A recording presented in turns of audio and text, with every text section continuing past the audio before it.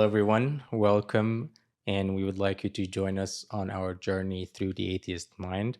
Hello, Doctor. How are you? Hello, I'm fine, David. I'm looking forward to our chat today. Yeah, thank you so much for being here. And Thank you. I'm just really excited that Dr. Nagy Iskander is here. He's a medical doctor and he's a fellow of the Royal College of Surgeons of England.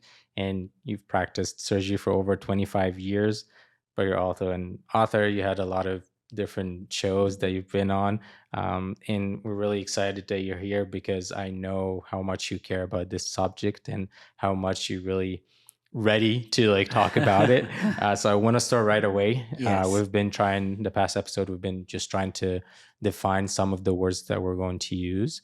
We've talked about atheism in general, but we want to be more specific today about what do atheists believe in terms of versus the faith. Yes. There is a God, there is no God. What do they believe specifically? Yeah, because atheists do have a set of principles or understandings of the universe and their understanding of life.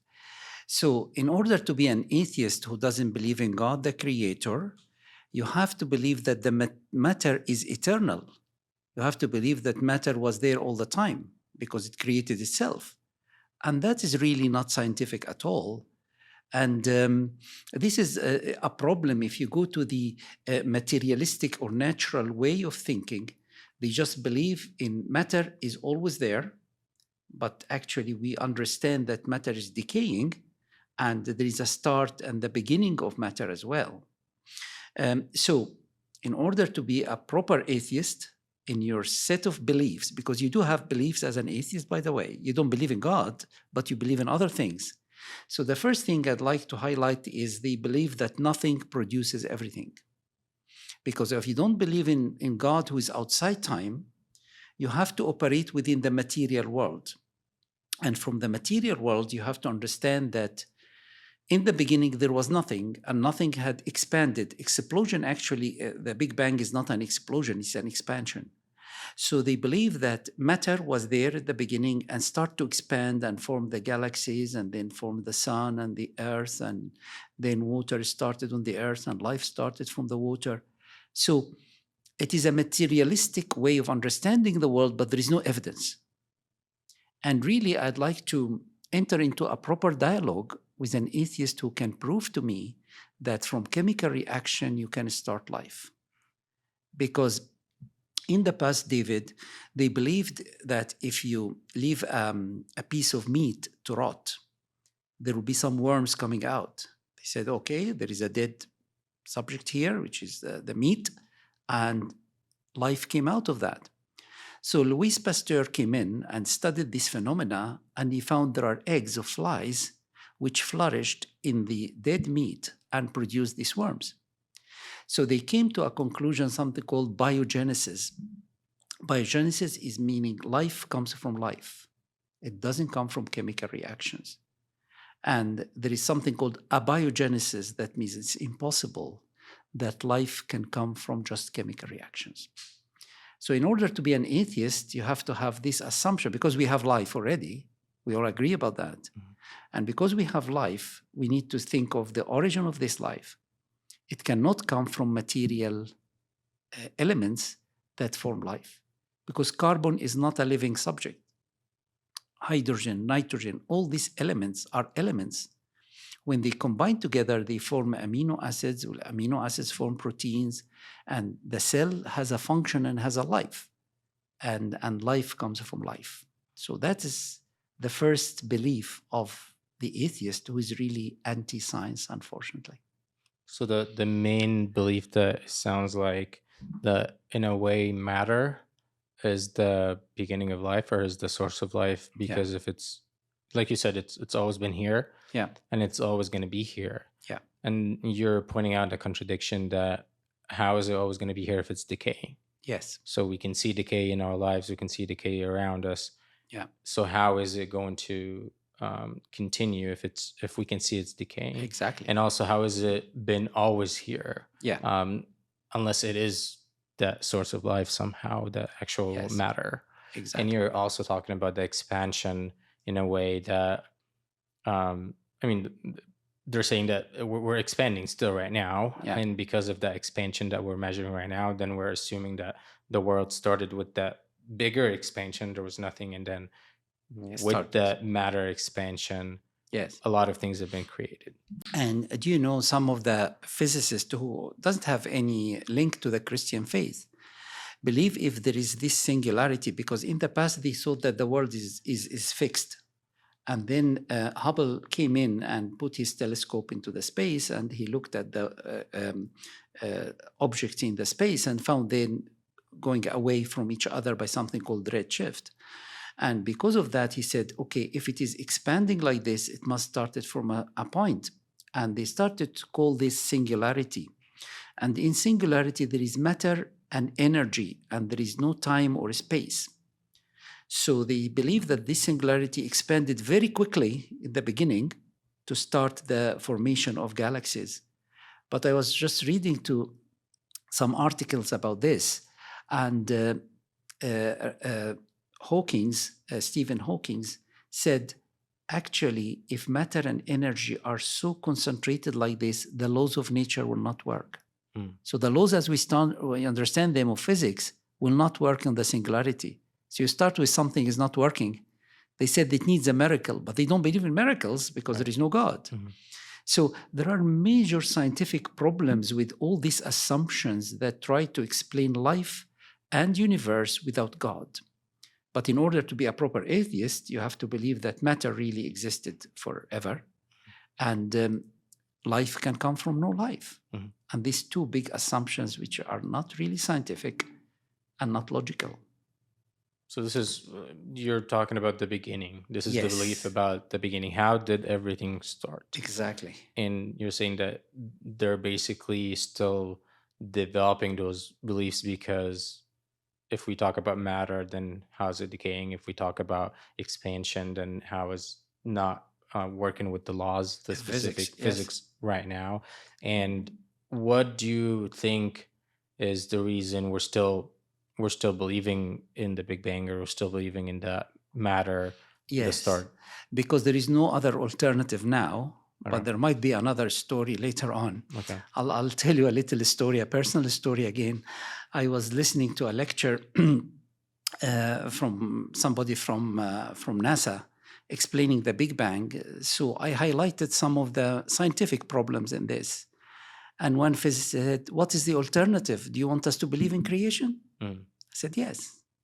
So the Big Bang is the theory which is very, very common, and people believe this is the model for the universe at the moment. But in the future, there might be another one coming. I don't know. But the Big Bang as it stands, it has many, many, many scientific problems.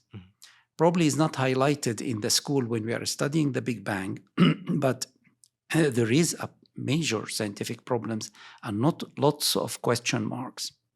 But what is the alternative? Alternative, I believe in God. I believe in a creator outside time who created time. Because you need to be outside the book to write a book. So God is outside time. He created time. God is a spirit. He can create matter. So for me, it's more logical to believe in God the creator. Okay, and I think we, like, down the line, we can talk more about that contrast with like Christian faith specifically, but even other religions. But now, do you want to take us to another point where what is another belief? So this is the belief about the beginning. What is another belief in terms of being an atheist? Again, for the beginning, they believe that everything is done in a random manner. So because there is no created, it is the chance. And I always say that chance can produce an eye in the beginning here in the front and another one in the back, because it's a chance. And then they keep adjusting till we come to the two eyes in front. That's really not biological, not scientific, not logical at all. So randomness cannot produce something organized.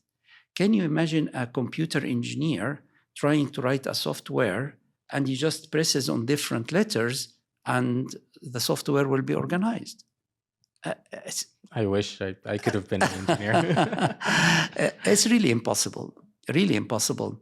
You remember a few months ago, there was a problem with the security of the PC systems Yep. in the world, and it was just they inserted a small software which really stopped the aeroplanes flying and trains going and banks working, because one segment is wrong, and they have to correct that very quickly. Otherwise, life really, our modern life will stop. Yeah. So, can you imagine a system which is just built on randomness, chance, random chance forming anything? I can't really believe in that, because I see my body as a complicated structure working together. I need my heart, and I need my kidney, and I need my stomach, and I need my skeleton. I need all of that at the same time. I can't wait for millions of years for these things to develop. So this is another problem with the atheist beliefs. There is another one. They believe that chaos can produce information. So you start with just random atoms working together and forming something organized. And the theory of information tells us information comes from a source of intelligence. So this table cannot produce information, but an intelligent mind can. So because there is information in our DNA, information in everything we use in our life, so it cannot come from chaos. So there's another obstacle really in understanding universe without God. Yeah. So right now we have specific principles that you said true atheists, would believe in. And feel free to email us and tell us if we're not presenting that correctly, or what do you specifically believe in. We welcome that for sure. So we're talking about nothing produces something. We're talking about singularity, randomness, chaos, and you're having an issue with how randomness, how chaos, how singularity, how can you come from something super simple to something very complex. Exactly. And you're saying that the beginning point already has an issue. Yes. In terms of the philosophy or the beliefs of an atheist. Exactly. Do you want to share other beliefs as well? Yes, there is another one. Unconsciousness produces conscience, because if you think of the development of the conscience in our understanding, in our mind, you have to start with a position of there was no conscience at one stage, and something happened to produce conscience and allow us to understand moral standards and things like that. So if two gorillas fought in the jungle, they don't go to the court because the moral understanding is not there. But humans do have a conscience, and they have an understanding of morals. How that developed. I said previously that Darwin struggled with this idea, because if our mind developed from a lower animal who has no conscience, how can it come to develop that new subject, if you like, to the mind? And how I can trust a mind which was not working before to be working now in me? There is a big conflict, actually. Yeah. So conscience is one of the big reasons to think that there is a creator who gave us moral understanding, and he left his print on us. Yeah, so there isn't a specific story or belief in terms of we were, in a way, unconscious animals or other beings, and then we became conscious somehow. No, there is no mechanism. Okay. Nothing explained in all what I have read. But I'll be delighted if one of our listeners and viewers come with a theory or an understanding, and we love to see that actually, and see the reference, so we can read it and discuss it, and in a very open mind, by the way, with great respect to everybody. So if I'm gonna try that one, okay, I'm gonna just gonna shoot a shot and see if it lands. If we're talking about something very simple, a simple organism that transferred into or developed into an animal, and then the animal developed more and more. Can I put that as like a baby that doesn't have necessarily the capacity to understand self, understand other, and then they begin to understand and develop? brain development and how personality develops, and then gets to a point where they understand that there is a self, there is other, there is society, and they begin to interact in that way. That's a wonderful, wonderful example, David. I'm glad you mentioned that. Because this baby, when it's formed as a zygote, he had half of the information from the father and half of the information from the mother. And all this information are there. It needs just time to develop. And that is the progress and the development of a baby to an adult. That's wonderful. Mm-hmm. But if you are thinking of an animal who doesn't have the information coded in to form this conscience and understanding and all of other issues that we are discussing, you need to add information to form it. Let me just explain it in a material way. If a single cell, like amoeba, is dividing, it will form amoeba. If this amoeba wants to be a fish, it needs changing in the coding system in the nucleus, the DNA. So it has to have a coding to form an eye, a coding to form a skeleton, a coding to form a respiratory system, and all of the other systems. This coding doesn't come from matter, it comes from intelligence. And the information theory is very well known, and nobody debates that information comes from intelligence. That's well proven. So back to this baby. So this baby has all the information encoded already when the zygote was formed, and just it needs a matter of time to develop. Right. Okay? But if I don't have the information in the zygote, I will never get them from the environment. It's not going to be automatically added on its own. Exactly. But yeah, the information for the baby, it is all there. I always say the baby is complete, but it needs to be mature. Mm-hmm. So he doesn't need to develop another arm, another leg, another ear, but this ear needs to mature to come to its full capacity. But all of that based on the information that's already in this zygote, who became an embryo, became an infant, became a child, became an adult. Right. So this is not evolution. Okay. Development of a baby to an adult is not an evolution, because all the information was there at the beginning. For evolution to come from an amoeba to a fish, that needs added information. Matter cannot bring this information. So, okay. Do you mind? I'm going to stay with this point for a second, because what you're saying is your main question right now is, where did the added information come from? Exactly. The most of those beings already have information, but to develop. And we're talking about the big, I would say, the big jump or the big development from being unconscious, not having a self, or being able to comprehend and communicate and all the things that we can do. And you're asking where the information come from to go from a gorilla, which has 98% of our DNA. Yeah. And you're just asking for where the added information come from for that gorilla to become a conscious human being. That's right. Okay. But let me go back to this gorilla with 98%, because you can correct that. No, I'm not.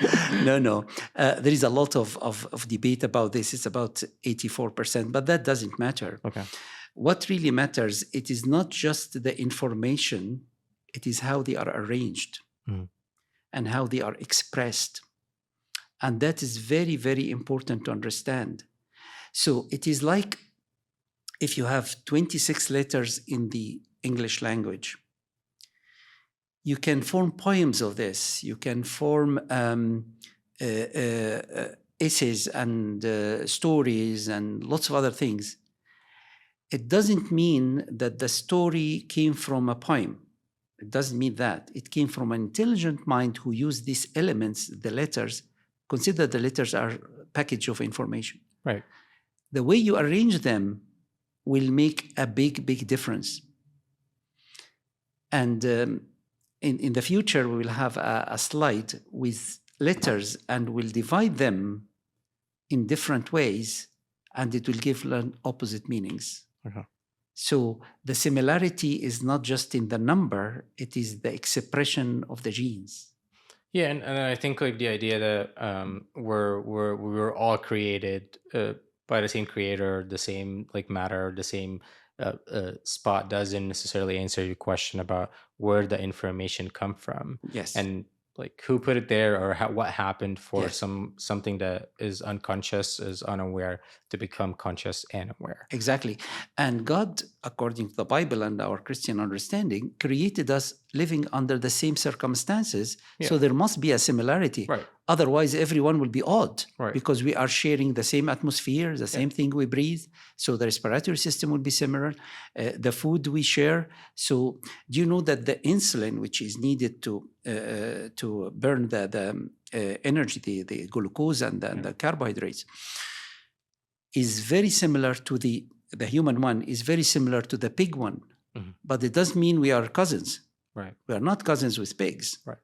But there is a similarity in the structure of insulin in the pigs to the humans, and we can use that to treat people with diabetes. Right. So similarity does not mean that we came from each other. Mhm. It means there is a common designer, Right. there is a common creator. That's how you look at it. Yeah, and I like how you said about the environment, the same molecules creating Yes. most of the Breathe the same air. Right, breathing the same air. So even for fish, it's like it's sort of like the same molecules, the same mechanics of Yes. everything that's working together. Absolutely. The same physical body. Yes. But you're asking about consciousness, which is not necessarily related to the body. Exactly. It's more of a separate identity in a way. Exactly. Whether you believe in a soul, in a spirit, in a mind, whatever you want to call it, it's a separate entity from the body. It is in the body, which is more complex, right? But it's not the body, because somebody passes away, the body's still there. But so you're saying that part of the human being, you're asking about the missing information. Where did that come to get there?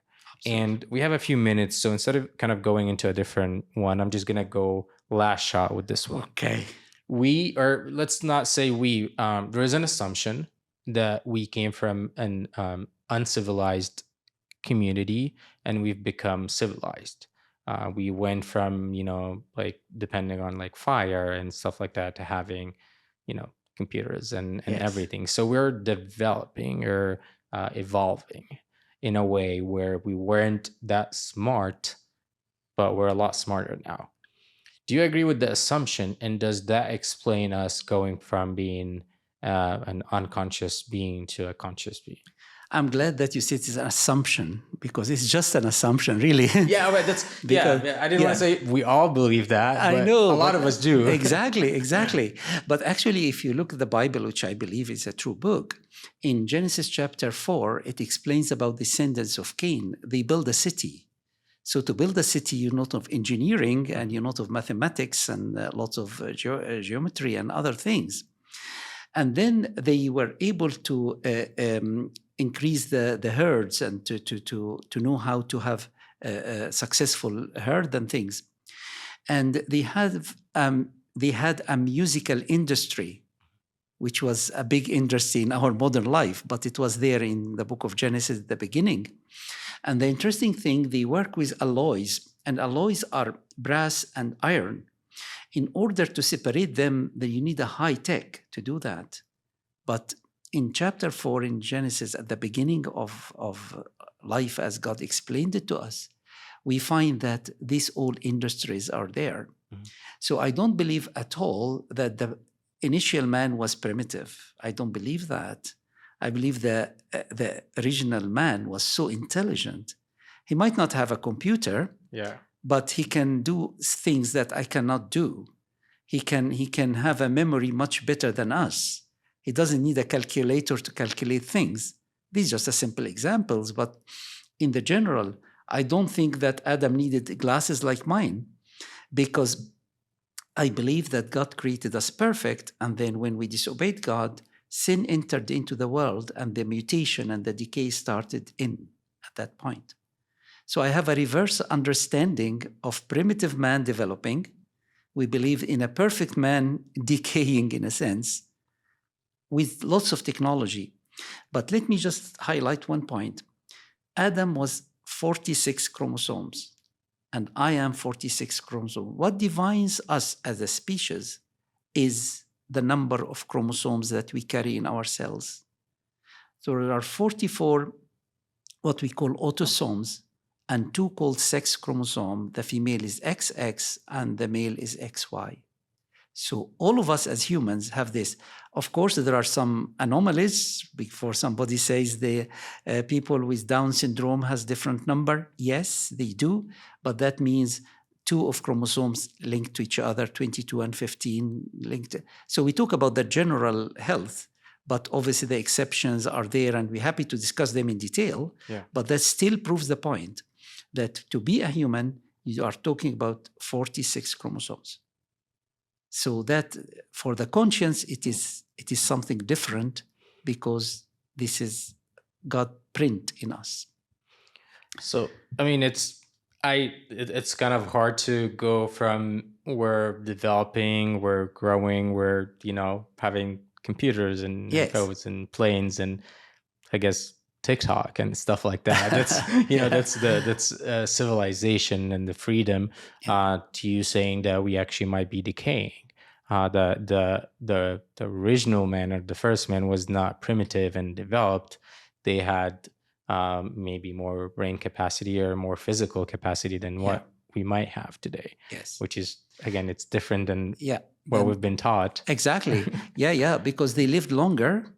They had more ability to remember things than we do now. We all depend on our computers and our watches and our telephones and numbers and things. And even if you go to what we call primitive cultures, you found the elder of the camp will be able to tell you stories after story and the events of the history of this tribe and all of that. Yeah. We don't have that. You and me, I don't think we'll be able to recite all of that easily. Yeah, yes. I don't know. I think I still need to think about that one. It's hard. It's a hard one for me, because we were just taught so much that we're just developing, we're evolving, we're so much better. Life is a lot easier. So to think about the past as not primitive is really challenging. Actually, in the caves, they have drawings which are very complicated. Yeah. So even if they lived in a cave, that's for protection. But what they have produced on the wall proves that they were very civilized and very intelligent. Yeah. Thank you for your answers that are still, hard, but I invite everybody to think about it. Read for yourself, research for yourself. I know we've been taught a lot of things, but I'm glad that we're trying to listen to different perspectives and ask those questions to help us better understand. And I want to leave you with this from Richard Feynman. He's a famous physicist. You can look him up.